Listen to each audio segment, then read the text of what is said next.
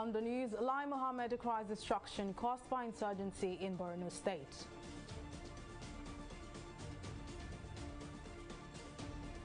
Police parade suspected kidnappers of Bethel Baptist High School students.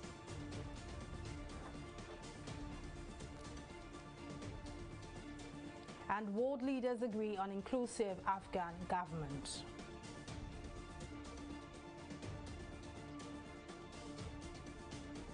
A warm welcome to News Now on TV360 Nigeria. I am Mary Kanu.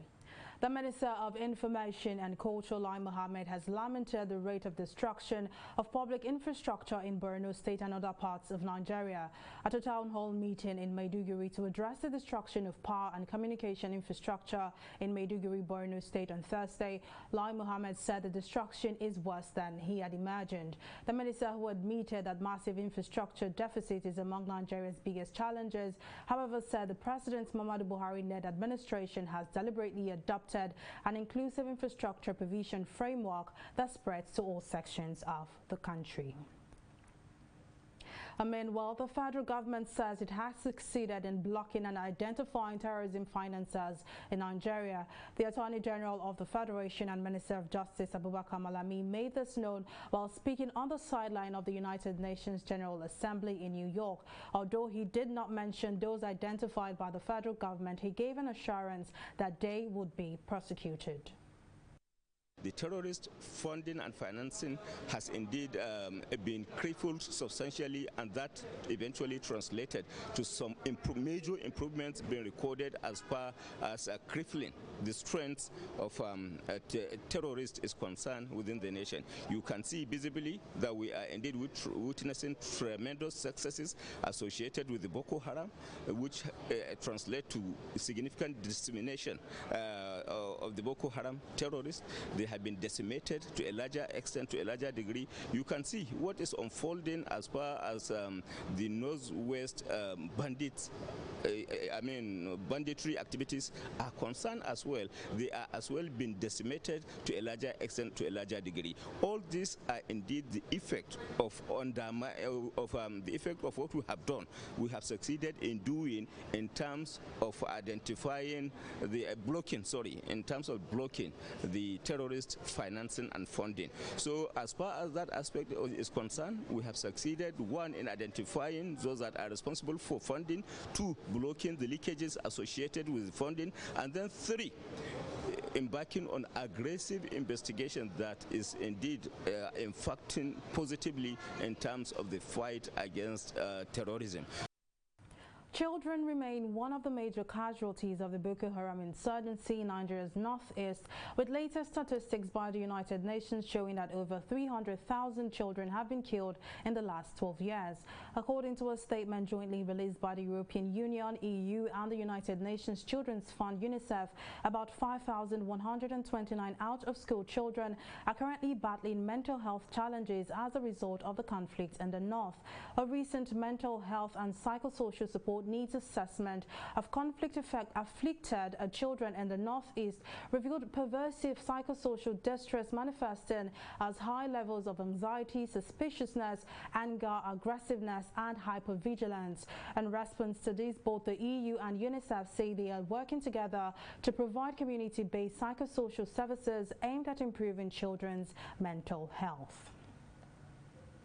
And in a related development, the police have arrested 3 suspects allegedly involved in the abduction of over 100 students of the Bethel Baptist School, Kaduna.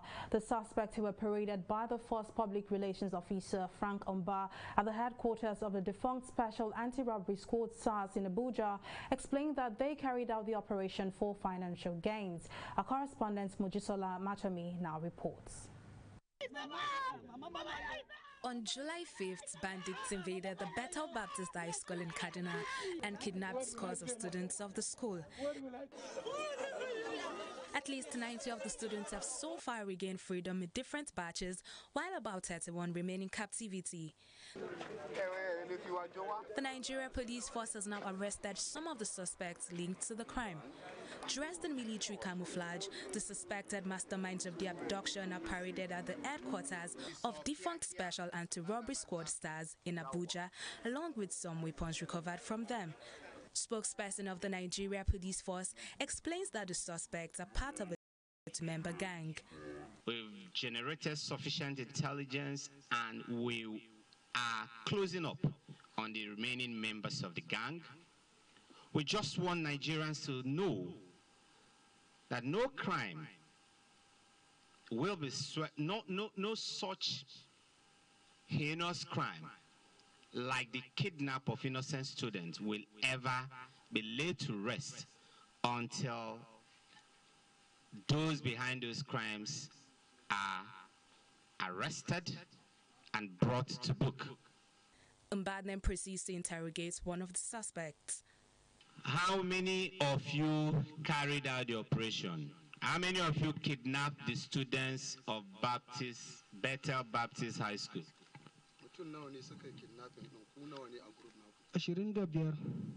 He said there are 25 in number, sir.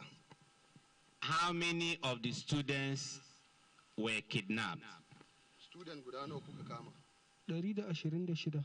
They kidnapped 126 students. Why did you kidnap these innocent students?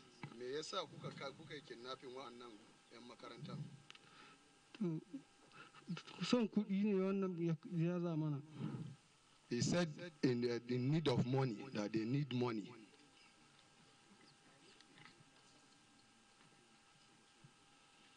How much did he share? How much did he get from the operation?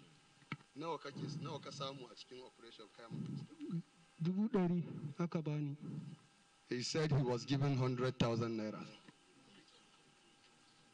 The remaining persons here, are they also members of the gang?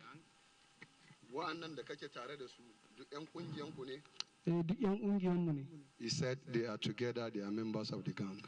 The police says this is an active investigation and the operatives are closing up on the remaining members of the gang. Mojisola Matomi, TV360, Abuja. Mixed reactions have continued to thrill Edo State Governor Godwin Obaseki's delay in constituting a cabinet 10 months after he was sworn in for his second term. Following his re-election in November 2020 after a hard-fought contest, Obaseki reappointed Osarudion Oge as secretary to the state government, saying it was the only political appointment to be made at the time, while all other appointments would be deferred till the first week of February 2021. There are now concerns that the governor is yet to fulfill his promise.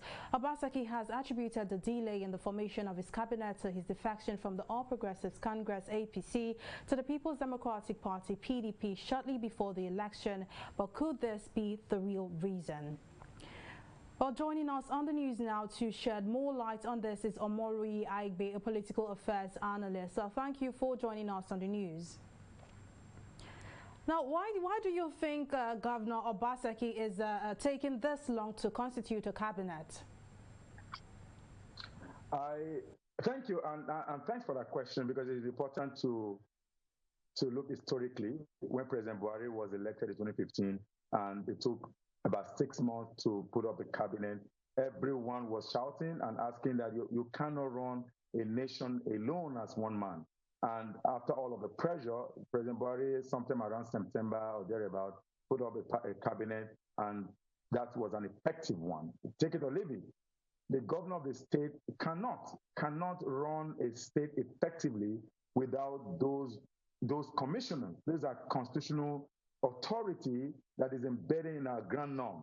The idea is that the commissioners are supposed to be the heads of those ministries. Ministry of Finance, Ministry of Women Affairs and Social Development, Ministry of Environment, and all of those ministries. The governor cannot run a state effectively because it's just alone, whether you like it or not. Even though we have a deputy governor, we also do have the Secretary of State, and of course the governor also appointed the Chief of Staff, which is also very important to note. So at the point the Chief of Staff was appointed, people were actually thinking about, the commissioners were coming. There were promises. The promises he was going to put in the cabinet. It was 1st of September. Now we have moved beyond 1st of September. Maybe we're looking at October 1st, or maybe we're looking at November when he took over power. Don't forget that the election took place on the 10th of September 2020, so we have actually been 1 year plus of the election. So at the time it decamped to PDP, it was before the election. So he knew the people he needed to work with. So he had months. He had to study. He had months to look at those who will review, who will be able to support his mega policy. And I mean, for me, it's surprising that the government is here to constitute, even though he put up a panel at the time. The Professor Dennis Agmolao panel was put together to help screen those nominees. And the Professor Agmolao committee has still submitted its report. One would have expected that a week following, the governor will announce those that the Professor Dennis Agmolao-led committee has recommended. But that's not what's happening. Apparently, there's a lot that meets the eye. That maybe that's why there's conflict. Maybe that's why all of the Obalawe about the deputy governor, the campaign, and all of the anger. Maybe that's the result. Maybe that's what's happening. And that's probably why it's been delayed, because if you announce a name now, maybe his own politics. And that politics is not helping. Now, since it's taken the governor this long to constitute a cabinet, now, what is the implication of this delay for the current administration? Now, how does it affect the smooth running of state affairs? It does, because there is what they call the State Executive Council. The State Executive Council comprises of the governor as the chair, and of course the commissioners who are members of the State Executive Council. So what it means now is that there is no State Executive Council. So when you approve project, under which authority do you approve this project? Under which authority do you approve? Do you go through those procurement processes? And there are laws, even though I'm not too sure that those states is a signatory to those procurement acts and all of that. But albeit, when you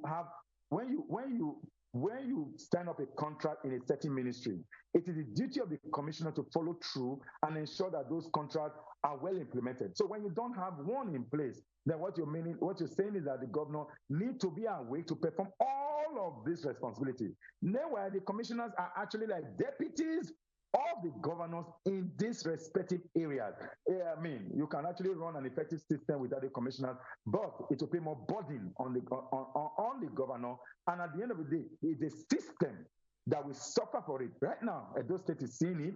There's a lot of gaps in terms of even the mega project, the mega plan that the governor has to develop and take Edo State from the squadron of poverty, from the level of that the state currently is. So right now, if you go to Edo State, those places where you usually have that was free from erosion is gradually getting back. So what is the role of the environmental ministry? Who should do job as well? Are you going to rely on the permanent secretaries to do those jobs effectively? Yes, if you can, but we are not seeing it happen. So those permanent secretaries are civil servants. They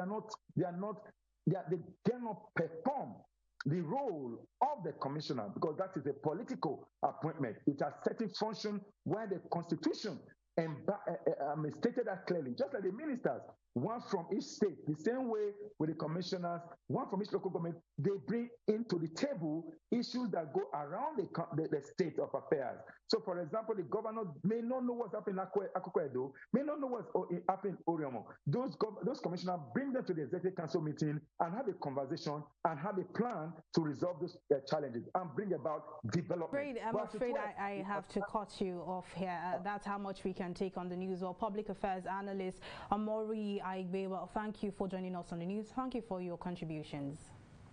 And moving on, as part of efforts to ensure strict compliance to the highest standard of healthcare service delivery, the Lagos State government is paying surprise visits to various public health facilities across the state.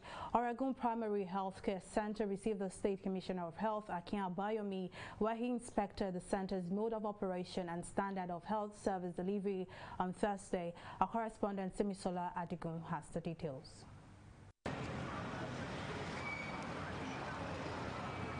The Health Commissioner's unscheduled visits to health facilities in the state is not an unusual sight, but the personal interactions he had with patients made this visit special. Lagos State boasts of over 26 general hospitals and 256 public healthcare centers, making regular inspections of these facilities mandatory to ensure that its over 14 million population enjoy the best in healthcare services. We normally carry out unannounced visits to our vaccination sites. We have over 180 vaccination sites across Lagos, and today we are visiting this site, Oregon, unannounced, so they didn't know we were coming. So I've inspected both, and I find that everything is smooth, everything is working well. The patients are and compliant.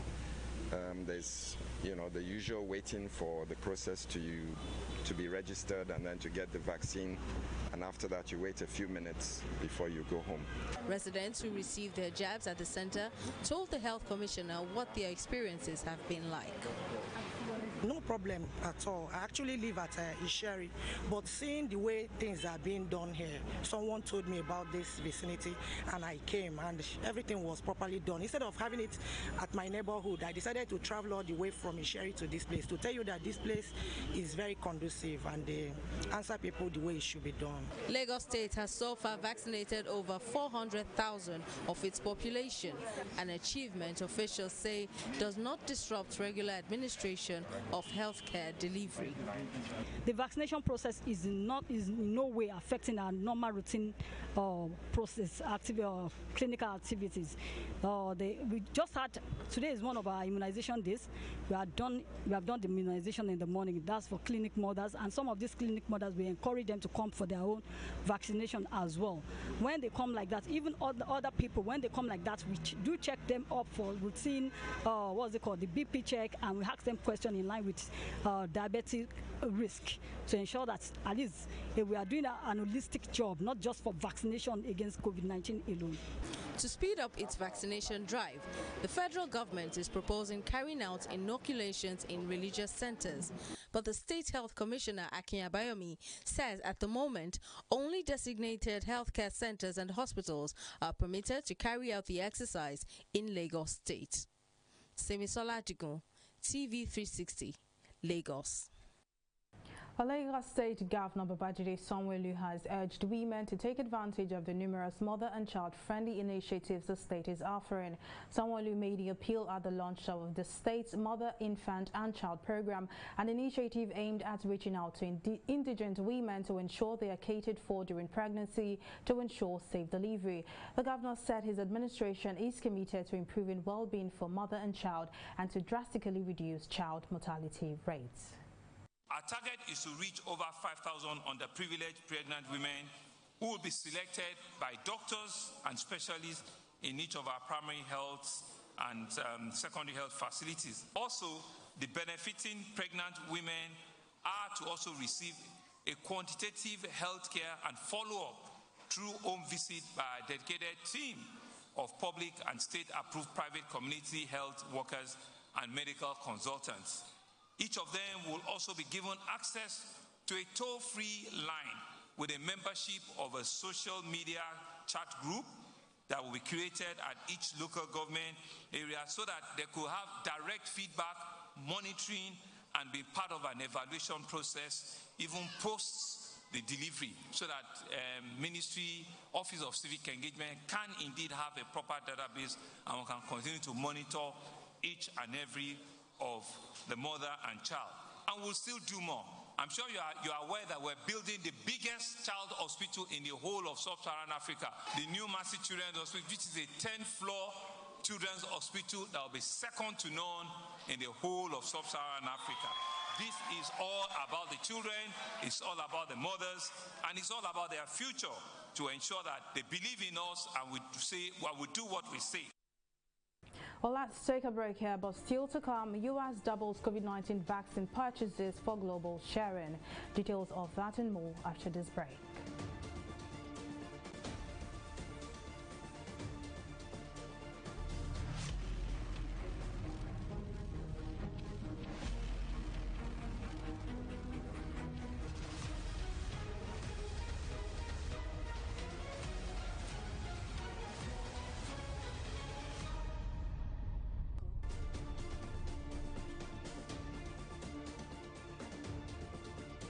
Glad to have you back. Well, here's a quick reminder of some of our major stories tonight.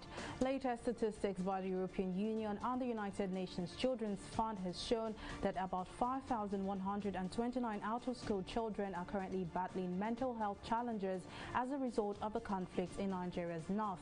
To address this, both agencies say they are working together to provide community-based psychosocial services aimed at improving children's mental health in the region. We also told you that the police have arrested 3 suspects allegedly involved in the abduction of over 100 students of the Bethel Baptist School, Kaduna. The suspects were paraded by the Force Public Relations Officer Frank Omba at the headquarters of the defunct Special Anti-Road SAS in Abuja, and upon interrogation explained that they carried out the operation for financial gains. Well, in case you missed any of our news bulletin or for more updates, to log on to our website on www.tv360nigeria.com. You can also follow us on our social media platforms on Twitter, Instagram, YouTube, and Google Plus at TV360 Nigeria. On Facebook, we're at TV360 Online.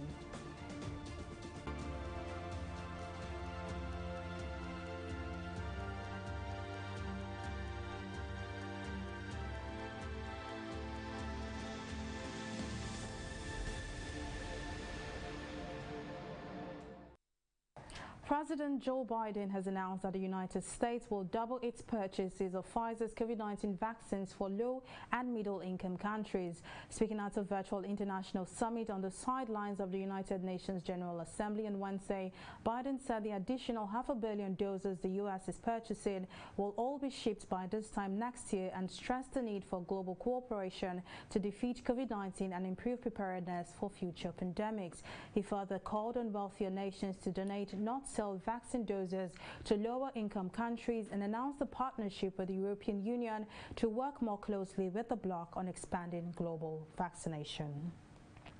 Well, we'll take a break here and return with business, international and sports stories. Don't go away.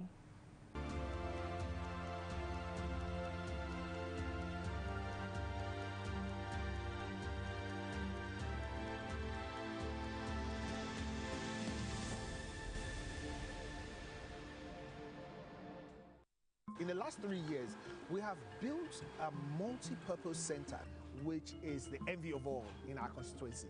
And I can tell you that the people who are living there are already enjoying it.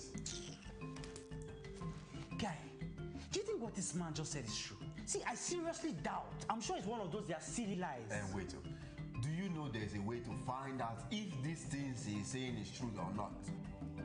This is the Construct app. It gives people like us a sure way to track implementation of constituency projects. It gives valid and verified information on location of projects, amounts allocated, amount funded, the level of job done, and even the profiles of concerned legislators. You and I can post directly on this app. Are you serious? This is the go-to app if you want to know how our Commonwealth is being expanded by the government. Wow. Let's even see if what this man said is true. Show me. The Construct app is developed by Other People Nigeria with support from USAID and is available on both Google Play Store and Apple Store. And it's true. Of course, I told you.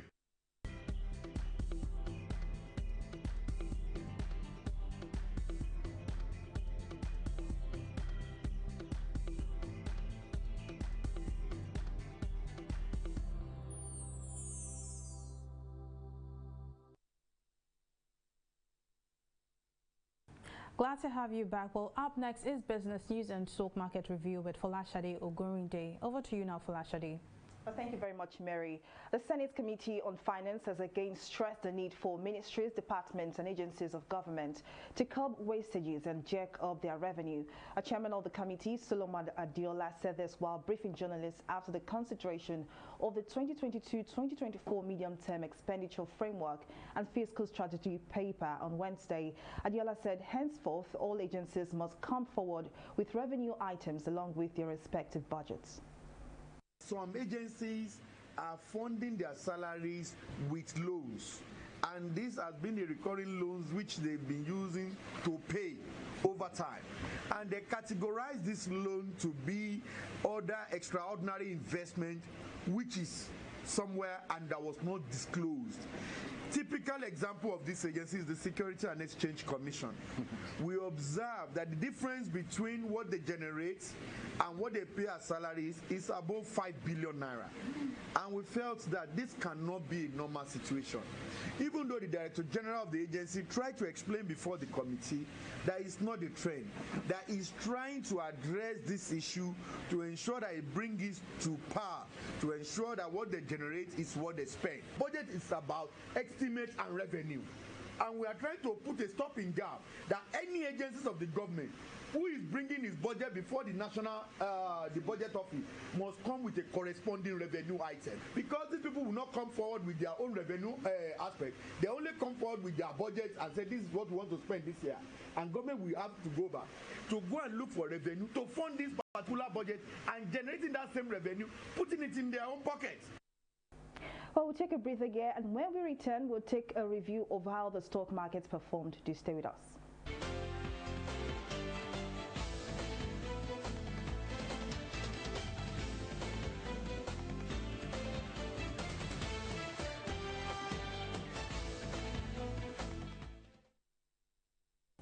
Well, if you're an investor, I'm sure you heaved a sigh of relief when you heard that the NGX bounced back with over 11 billion naira gains.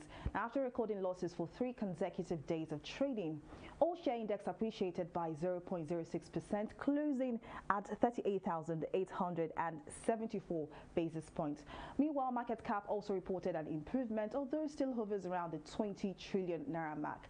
Now, for our market activity, we see that over 125 million volume of shares are valued at over 1.266 billion naira exchange hands in 2,990 deals. Now, let's take a look at how some of our losers and, of course, the gainers chat. Now, shall we?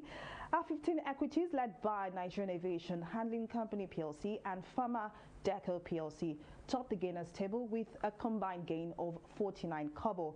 Now for our laggers table, we see that Sovereign Trust Insurance PLC and UPDC PLC led 11 losers with a combined loss of 8 kobo. Well, enough with the NGX. Let's head now to the foreign stocks.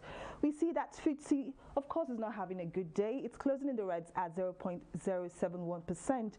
Dow Jones is in the green at 1.61% and Nikkei at 0.67%. Of course, also in the rights. Well, that's all we have for you on the business segment of news now.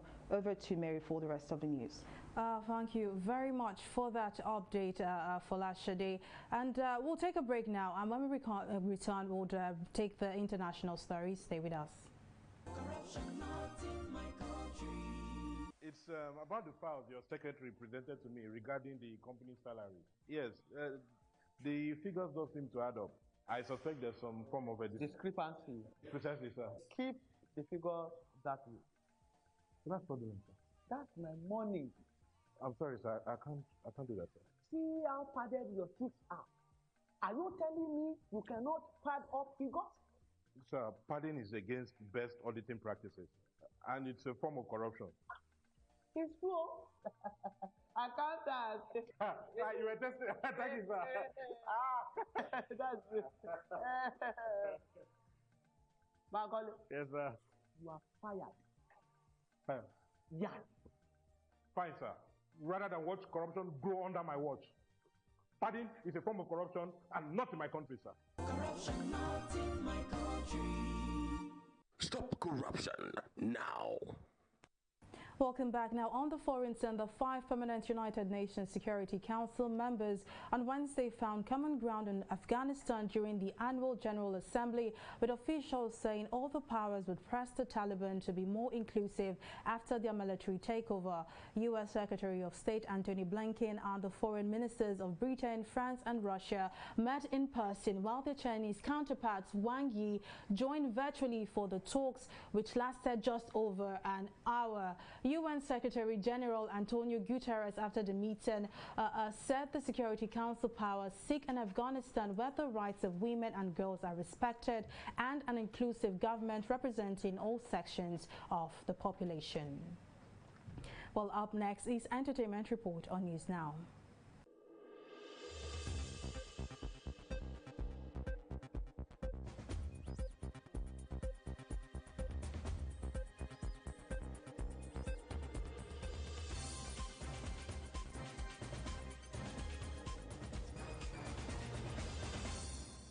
controversy between Nollywood actress Tonto DK and her former boyfriend Prince Kpokpogri continues to linger on. The actress, in a post via her Instagram account, revealed that her ex-lover's real name is Joseph Egwe and not Prince Kpokpogri, as he claims. She further revealed that he has many sex tapes of every woman he has slept with, adding that celebrity dancer Jane Mena, who is currently married to a longtime boyfriend, is included. Nigerian singer Korede Bello's 2017 single Do Like That has been certified gold in the US. The Maven Records product becomes the 6th Nigerian record to be certified gold this decade after records by Burna Boy, Davido and Wizkid. Currently, the song has 120 million streams on YouTube, and this comes after the news that Wizkid's Essence has been certified platinum in the US. The Africa Union Commission and the International Committee of All Africa Music Awards, AFRIMA, have released the 2021 nominees list. The list features over 400 songs from artists in the 30 continental and 10 regional categories, cutting across African talents and creatives.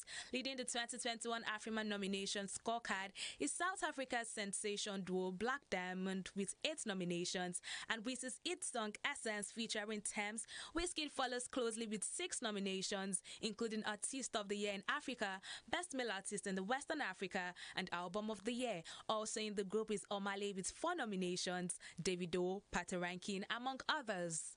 And that is all that's well for you in the entertainment segment of News Now.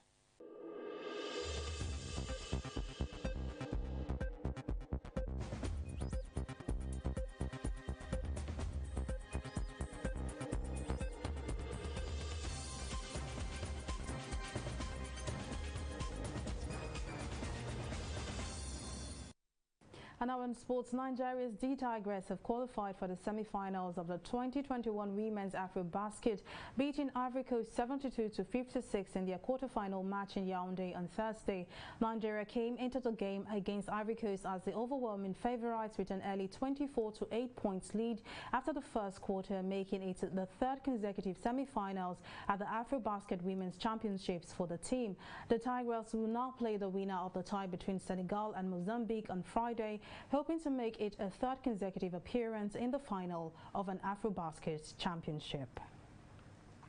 Well, that's the size of our bulletin at this time. Thank you for watching. I'm Mary Kanu. Bye for now.